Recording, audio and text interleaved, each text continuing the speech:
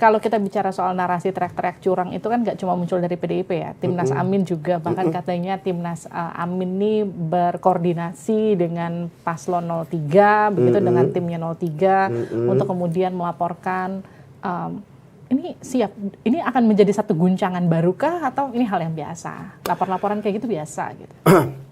Ketika saya menganggap biasa bukan berarti meremehkan. Tidak ya, tentang segala hormatnya. Tapi menurut saya sejauh di lapangan nanti, karena gini, jarak tertinggi pesaing kita 24%, Mas Anies dengan 28% itu tinggi sekali. Berapa puluh? Ada 20 juta suara mungkin lebih. Bagaimana Anda bisa meyakinkan 20 juta suara lebih itu melakukan atau korban kecurangan? 20 juta adalah hasil suara manipulasi. Bagaimana Anda bisa membuktikan itu? Itu ada ratusan ribu TPS yang harus dikonsolidasikan, dibuktikan ada kecurangan terstruktur, sistematis, dan masif. Saya kira tidak mudah. Technically tidak mudah. Sementara kita ada waktu sampai Oktober, dan saya nggak yakin 20 juta TPS itu, atau sampai Maret nanti penentuan oleh KPU, itu bisa dibuktikan bahwa ada upaya sistematis 20 juta suara.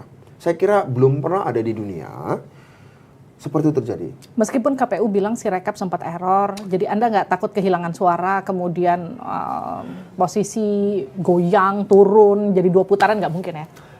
Bisa jadi turun, bisa jajah turun, tapi saya yakin ini hanya jatuh ke busa embuk aja ya.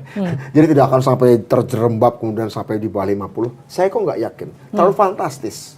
Terlalu fantastis suara kita ini turun dari 58 menjadi 49 gitu ya. Terlalu fantastis dan pasti keguncangan politiknya luar biasa jika itu terjadi.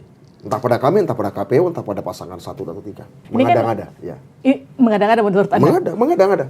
Sampai menjatuh 58 menjadi 49 hanya untuk bisa masuk putaran kedua. Menurut saya, kalau itu bisa dibuktikan, kalau itu kemudian diputuskan padahal buktinya saya yang nggak yakin itu bisa terbuktikan, akan menimbulkan chaos berkepanjangan.